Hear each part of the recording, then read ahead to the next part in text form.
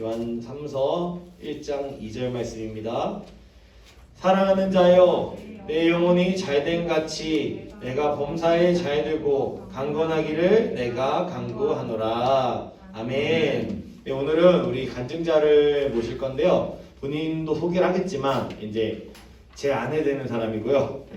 제가 그 청년 때부터 간증을 들으면서 정말 하나님 살아계신다고 많이 믿게 됐고, 또 특별히 우리 청소년 시기에 학교에서 어쩔 수 없이 저는 공부 쪽 적성은 딱 봐도 아니어 보이잖아요, 그죠? 그래도 가야 되는 길인 그 시기를 걸어갈 때 좀 너무 한 번쯤은 한번 들어봤으면 좋겠다는 그런 간증이어서 오늘 모시게 됐고요. 오늘 같이 큰 박수로 환영해 주시면, 우리 여기 서본 사람은 알겠지만 두려워 떨려요. 우리 학생들이 난 절대 변하지 않을 거야 이런 표정만 있으면 굉장히 힘들어요. 그러니까 우리 같이 환영해 주고, 저보다는 훨씬 그쵸? 앞에 곰 같은 이 전도사보다는 훨씬 화사하고 좋으니까 환영해 주시고 하셨으면 좋겠습니다. 우리 하은수 교육 강사님 모시겠습니다.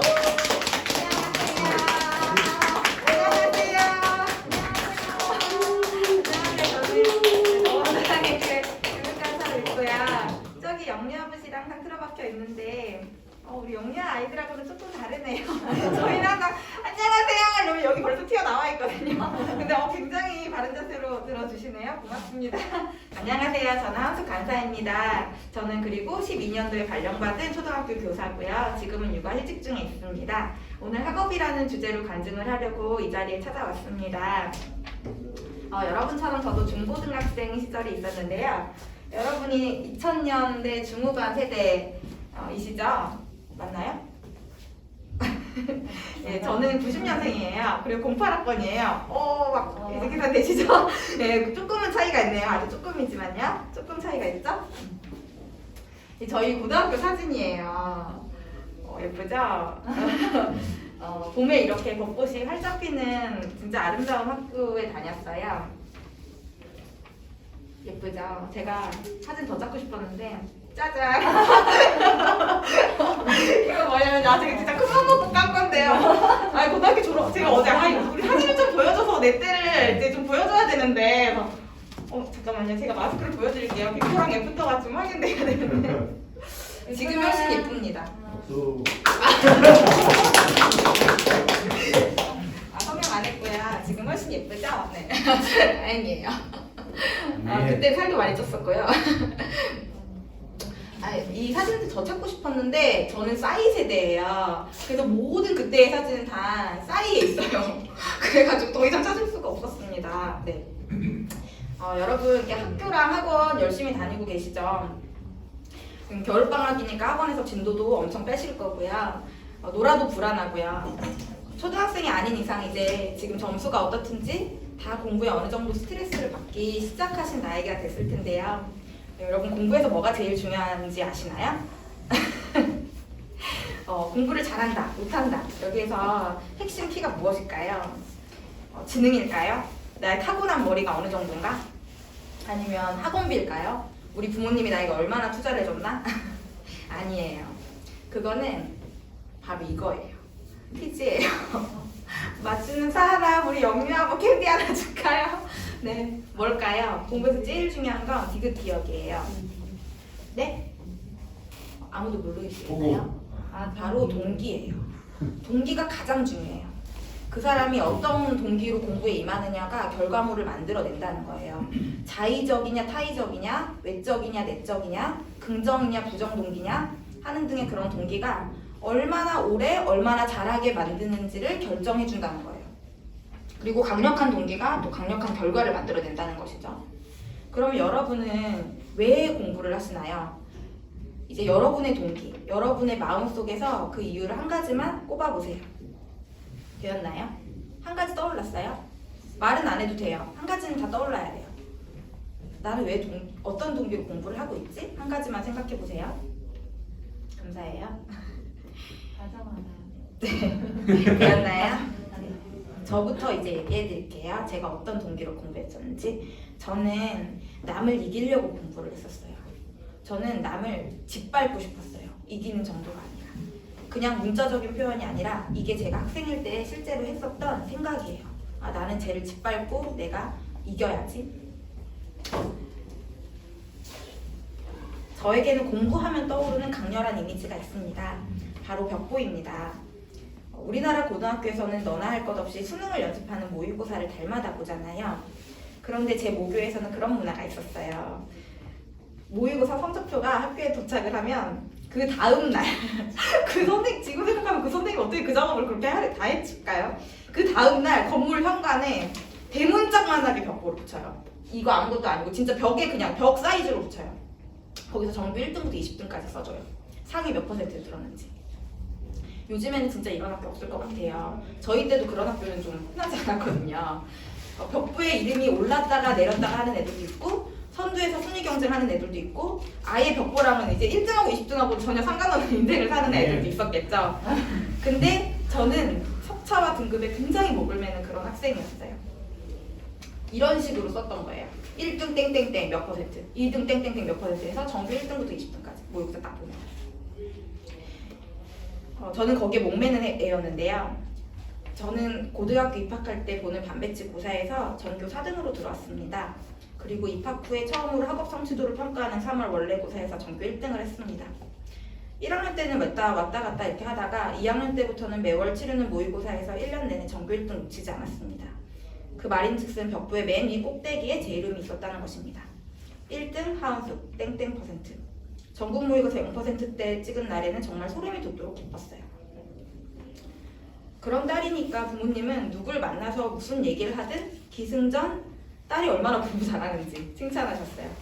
저를 가르치지 않는 선생님들도 제 이름표만 봐도 제가 누군지를 다 아셨고 먼저 다가와서 인사를 해주시고 격려를 해주시고 또 전교에서 탑에 드는 몇 명만 따로 공부하게 야자 독서실 따로 빼주셨고요. 교장실에 이제 불려가서 격려받고 간식 먹고 학교에서 주는 모든 혜택과 배려를 다 받았습니다. 지금 생각하면 일종의 권력을 누린 것이나 마찬가지였던 것 같습니다. 재수없다고요? 아니에요. 재수없지 않아요. 그 탑에 드는 성적을 만들기 위해서 그리고 유지하기 위해서 저는 정말 최선을 다했던 것 같아요. 아까 제 사진 보셨죠? 정말 공부하게 생기지 않았나요? 공부에서 동기가 가장 중요하다고 말씀드렸잖아요. 저한테는 남을 이기고 짓밟아서 내가 돋보여야 한다. 탑 클래스에서 누릴 수 있는 뭔가 학교에서 우월한 권력에 대한 강렬한 동기가 있었던 거예요. 이른 아침 6시면 이런 플래너로 자기관리한 다음에 영어 단어 외우거나 간단한 숙제를 딱 했어요. 그리고 아침밥 먹고 8시 전후로는 학교에 도착해서 아침 자율학습으로 하루 시작해요. 그때 EBS 방송 봤었어요. 쉬는 시간에는 9분 안에 영어 지문 몇 문제 9분이면 영어 지문 몇 문제 풀어야 딱 나오잖아요. 그거 풀고 혹은 탐구 영역 몇 문제 하는 식으로 시간 관리하는 연습을 딱딱 했어요. 점심 식사는 최대한 일찍 끝내고 학교에서 틀어주는 영어 듣기 풀었어요. 먹는 시간도 아까웠기 때문에 저녁 식사는 도시락으로 간단히 먹었고 애들하고 떠들면 이제 공부할 시간 부족해지니까 급식실에서 친구들 돌아오기 전부터 저는 야자 모드로 시작했어요. 화장실 가는 시간도 아껴야 했기 때문에 화장실 가는 시간을 아껴서 공부를 해서 서울대를 갔다는 거예요. 우리 선배가. 그 간증에 또 제가 감명을 받아서 먹는 물의 양까지 조정했었어요. 중간고사, 기말고사, 모의고사 등 시험이 있는 날에는 최상의 컨디션 만들어야 했기 때문에 아침에 눈 떠서 시험 끝날 때까지 아무하고도 대화하지 않았어요. 대화했다가 내가 혹시라도 뭔가 컨디션이 어그러지면 시험 안 치니까 정말 초집중 상태를 거의 항상 유지하면서 살았던 것 같아요. 그렇게 제 정체성은 1등에서 나오는 거나 마찬가지였어요. 나는 1등이어야 한다. 항상 1등이어야 한다. 그런데 이제 반전이 일어났어요. 이제 제일 중요한 고3이 됐잖아요. 그리고 처음 모의고사를 갔어요. 근데 망친 거예요. 지금까지 이제 저는 성적이 오르기만 해봤었거든요. 초등학교 때보다 중학교 때 잘했고 중학교 때부터 고등학교 때 잘했고 고등학교 때는 더더욱 기하급수적으로 잘했어요. 근데 그 성적이 꺾인 거예요. 벽부에 내 이름이 저 위에 있어야 되는데 그 이름이 저 밑에 가 있는 거예요. 저는 더 이상 1등이 아니게 되고 말았습니다. 아, 나 아무것도 아니구나. 이제 나는 끝이야. 사람들이 다 저에게 실망하거나 비웃거나 동정하는 것 같았어요. 내가 짓밟았던 그 경쟁자들이 몰래 웃으면서 쌤통이라고 하는 것 같았고요. 저는 복도에조차 나가지 못했어요. 책상에 불쌍하게 붙어 앉아 있는 것 말고는 정말 아무것도 못했어요. 죽을 것 같다라는 것이 간단한 저의 심정이었어요. 숨을 쉬는 공기가 쓰고 도무지 땅을 딛고 서 있는 것 같지를 않았어요. 허공을 걷는 것 같은 느낌. 공부하는 척하면서 이렇게 책을 펴도 내내 울다가 또 덮었어요. 그리고 저한테는 아무런 표정이 없었어요. 이렇게 길을 가잖아요. 그러면 도로에 달리는 차들을 보면, 요즘에는 도로에 달리는 차들을 보면 얘들아 조심해 이렇게 하기 바쁘죠. 저 애가 셋이나 있으니까. 근데 그 당시에는 저는 도로를 보면 어느새 이런 생각이 드는 거예요. 아, 저기 뛰어들면 고통 없이 죽을 수 있는 건가? 아, 그냥 이 피곤한 인생이 빨리 끝나버렸으면 좋겠어. 근데 저는 그렇게 매일매일 죽음을 묵상했어요. 학교 가는 길 옆에 도로만 보면 그런 생각이 나는 거예요. 그때 정말 이상하게도 성경책 생각이 났습니다. 저는 중학교 때 친구를 따라 1년 정도 교회를 다녀본 적이 있었거든요. 당연히 그때 안 다녔으니까 그때까지 이제 신자가 아니었던 거죠. 근데 교회에서 가르치는 그 창조론이 도무지 믿어지질 않는 거예요. 하나님이 날 만들었다는 거예요. 학교에서 진화론 배우는데 진짜 안 믿어졌거든요. 근데 그것도 시험 드는데 더 시험 드는 게 있어요. 교회에서 제 가르치는 것 중에 제일 말도 안 된다고 비신자가 들었을 때 생각되는 거 뭔지 아세요? 모태신앙이시죠 대부분. 뭔지 아세요? 자꾸 나를 죄인이라고 한다는 거예요. 그게 제일 이해가 안 됐어요. 내가 죄인이라고? 날 때부터 죄인이라고? 말도 안 돼. 거짓말 한 번도 해본 적이 없고 컨닝 한 번도 해본 적이 없고 학원 한 번 안 가고도 성실하게 이렇게 공부해서 1등 하면서 효도하는 내가 죄인이라고? 야, 니들이 죄인이지 왜 내가 죄인이야? 모태 불신자인 제가 어떻게 그게 이해가 되겠나요? 당연히 1년 만에 이제 교회 때려쳤죠. 그런데 마음이 너무 가난하다 보니까 매일 죽음을 묵상하던 고3의 저는 무엇에 이끌리듯이 마태복음을 봤습니다. 그리고 말씀을 읽어 내려갔습니다. 마태복음 5장 3절. 심령이 가난한 자는 복이 있나니 천국이 그들의 것이며. 근데 눈물이 빗물처럼 쏟아지는 거예요. 근데 그 이유를 눈물을 흘리는 저도 설명할 수가 없었어요. 이 말씀이 무슨 뜻이라서 막 내 가슴 이렇게 저며 오는지 알 수 없고 왜 눈물이 나는지도 알 수가 없었어요. 그냥 이 산상수훈에 이어지는 말씀들을 쭉 읽을 때에 말씀이 날선 검과 같이 제 영혼에 깊숙이 들어오는 것입니다. 그리고 예수님이 십자가에 못 박혀 죽으시는 부분에 이르렀습니다.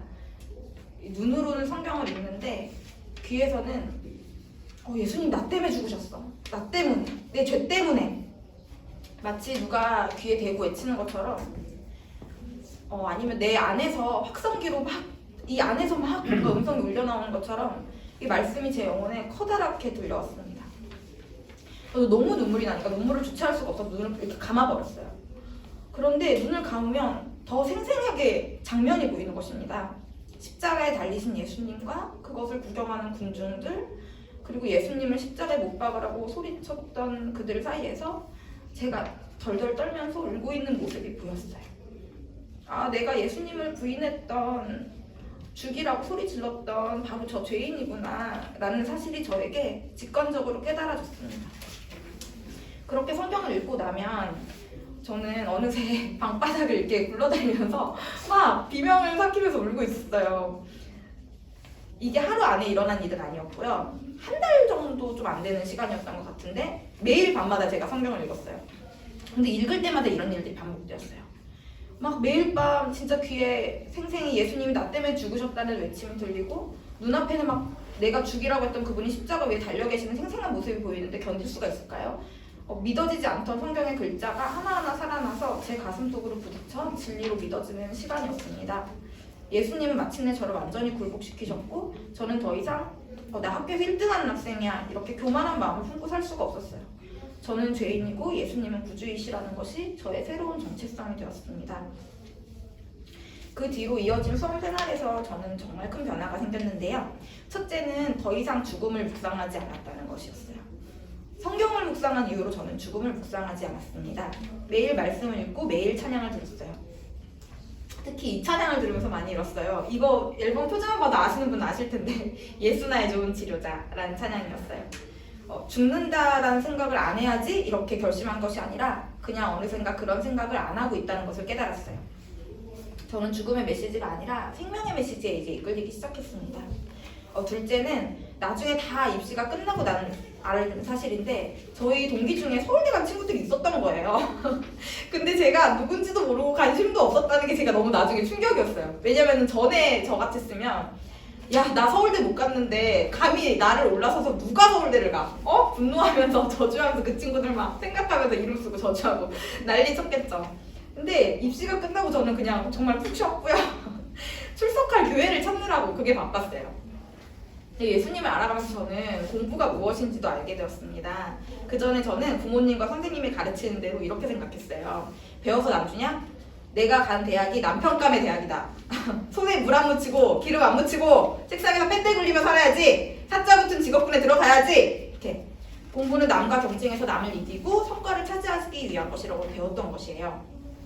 그런데 예수님 안에서 보니까 공부는 그저 도구였어요. 하나님이 이 땅에 날 만드신 계획이 있는데 그 부르심대로 살기 위한 도구로서 성실히 공부를 해야 한다. 그리고 그 이상도 그 이하도 아니다. 그걸 알고 난 이후에 저는 정말 자유하게 되었어요.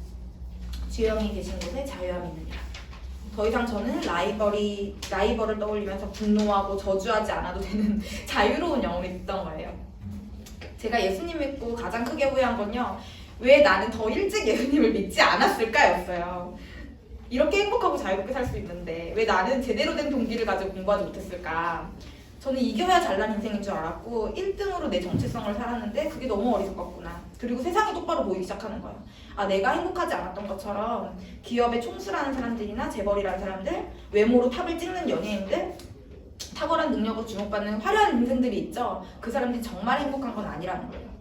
삼성 이건희 회장 막내딸 자살했을 때 사람들 다 놀랐어요. 저는 전혀 놀라지 않았어요. 그 사람 행복하지 않았구나. 1등이나 우월함이나 부유함으로 정체성을 삼는 사람들은 그 공허함을 깨닫는 순간 죽음으로 내몰릴 수밖에 없어요. 다행히 저는 후회를 만회할 기회를 받았어요. 이게 제가 공부했던 학교예요. 주님이 후회 없이 공부할 기회를 다시 주셨어요. 저는 교대를 갔는데요. 교대 졸업학년에는 마지막에 다시 수험 생활을 해야 돼요. 왜냐하면 교사 임용시험을 봐야 되거든요. 그때 그런데 매일 더 간절하게 주님을 예배했어요. 교사 임용 붙여주세요. 이렇게 기도한 게 아니고요. 근데 한 번도 정말 그렇게 기도하지 않았어요. 그냥 예수님과 있는 게 너무 좋은 거예요.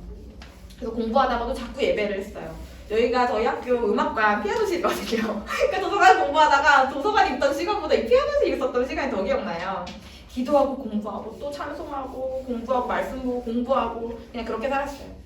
금요일 철야 예배, 토요일 하루 종일 사역하고 주일 하루 종일 예배하고 또 사역하고 저녁 예배 다 마치고 새벽기도 다니면서 임용 준비를 했어요. 근데 시간적으로 다른 사람들 공부하는 시간에 3분의 1밖에 안 나오는 거예요. 근데 그때 저는 오히려 기도하는 시간에 나를 교사로 부르신 하나님과 나아가 선교사로 부르신 하나님을 만나게 되었어요. 1등하는 인생을 살고 싶어서 무작정 달려나갔던 그 시절이 아니라 진짜 하나님 안에서 내 인생의 뜻하신 바를 듣게 되고 알게 되면서 공부했던 그 시절이 너무나 소중해요. 그런데 그렇지만 저에게 아직도 치유되지 못한 영역이 있음을 고백해요. 후유증이 있어요. 저는 최근까지도 악몽을 꿨습니다. 제가 08학번인데요. 수능 끝나고 10년이 넘도록 같은 패턴의 악몽을 꾼다면 믿어지시나요? 이 병이죠. 사실은 꿈에서 저는 아직도 학생이에요. 시험지를 받고 머리가 하얗게 되는 꿈을 꾼다거나 아니면 OMR 답안지 마킹을 마치지 못했는데 종이 울려버린다거나 과제를 내야 할 기간을 넘겨버린다거나 이렇게 하나같이 시간에 쫓겨서 심장이 쿵쿵쿵 하는 꿈을 꾸다가 깨는데 깨고 나면 너무 정죄감에 시달리는 거예요. 내 믿음은 어딨지? 언제까지 이 스트레스를 몸으로 기억하고 살아야 하지? 그리고 기도해요. 예수님, 저는 주님 안에서 자유합니다. 저의 과거는 배설물과 같습니다. 예수님, 제 무의식까지 다스려주세요. 예수님, 도와주세요. 사실 수능 끝나고 얼마까지는 요즘도 그러는데 시계를 차지 못했어요. 시계만 차면 그 느낌이 살아나거든요. 이 시간 보면서 몇 분 안에 풀어야 돼. 그 느낌. 저는 오늘 여러분이 나는 왜 공부를 하고 있는 것일까? 라고 자기 마음속의 깊은 동기를 한번 점검해보는 계기가 되기를 원했습니다. 하나님이 보신다는 그 마음의 중심이 한국말로 번역할 때 가장 가까운 말, 바로 동기입니다. 마음의 중심, 동기. 여러분 혹시 나를 자랑하기 위해 혹은 부모님의 자랑거리가 되기 위해 혹은 이기고 싶기 때문에 혹은 편안한 인생 살고 싶기 때문에 혹은 떵떵거리고 싶은 그런 인생 살고 싶기 때문에 예수님과 상관없는 인생 살기 위해 공부하고 있진 않은가요? 그런데 아시나요? 예수님은 여러분이 1등짜리인지 꼴등짜리에 전혀 관심 없습니다. 예수님은 여러분의 영혼에 관심 있는 유일한 분이십니다. 여러분을 낳아주신 부모님보다 그리고 여러분 그 자신보다 예수님은 여러분의 영혼에 관심 가지고 계십니다. 사랑하는 자여 내 영혼이 잘됨 같이 내가 범사에 잘되고 강건하기를 내가 간구하노라. 사도 요한이 기록한 축복의 말인데요. 제게는 눈물로 고백하는 말씀입니다. 사랑하는 여러분, 청소년부 여러분의 영혼이 잘됨 같이 여러분이 범사에 잘되기를 축복합니다. 그리고 자신의 영혼에는 관심 없이 범사에 달려가기만 하지 않기를 축복합니다. 예수님이 여러분의 외로운 공부방에도 찾아와 주시기를 진심으로 축복합니다. 저의 부족한 간증을 들어주셔서 감사합니다.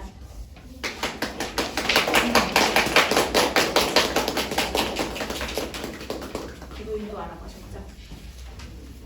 제가 아까 전에 말씀드렸던 그 찬양으로 같이 찬양하면서 기도해 볼게요. 찬양 한번 할까요? 자, 같이 고백해 보도록 하겠습니다.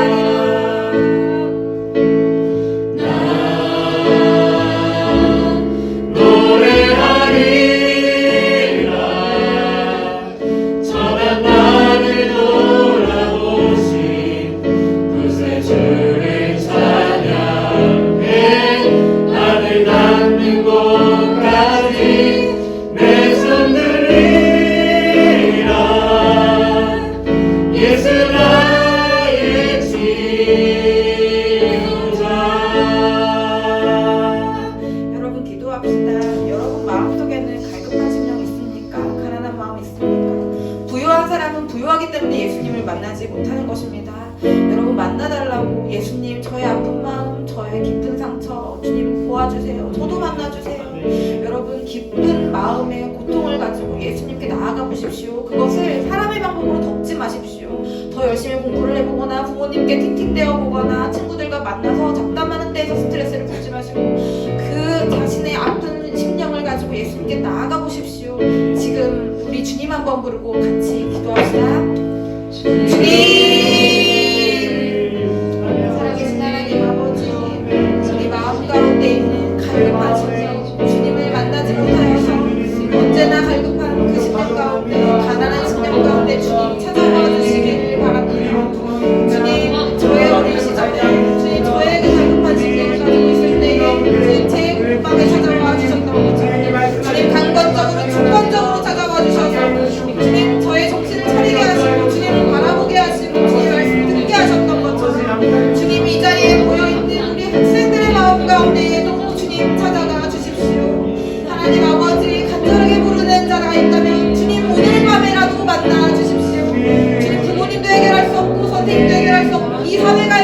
수 없는 그 갈급한 인생의 문제들을 주님께 가지고 나아갈 수 있도록 도와주십시오. 하나님 아버지 핑계하지 아니하고 나의 영혼을 그대로 들고 있는 모습 그대로 주님께 나아갈 수 있도록 주님 마음을 열어주십시오. 주님 우리의 마음을 열어 주님 찾아와 주시고 찾아와요 주십시오. 우리 마음속에 있는 깊은 동기를 알게 하여 주십시오.